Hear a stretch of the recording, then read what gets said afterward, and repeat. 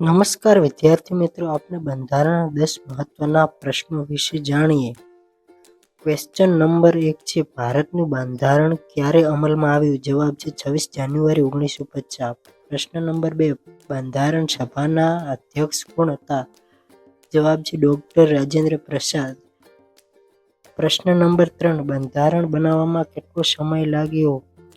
જવાબ છે 2 વર્ષ 11 મહિના અને 18 દિવસ. પ્રશ્ન નંબર 4, બંધારણના મુખ્ય શિલ્પી કોણ હતા? ડોક્ટર બી.આર. આંબેડકર. પ્રશ્ન નંબર 5, મૂળભૂત અધિકારો કયા ભાગમાં છે? તો ભાગ 3. પ્રશ્ન નંબર 6, મૂળભૂત અધિકારો કેટલા છે? જવાબ 6.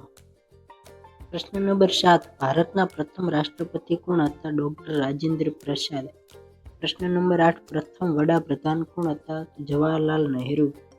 પ્રશ્ન નંબર 9, મતદાનની ઉંમર કેટલી હોય છે? તો કે 18 વર્ષ.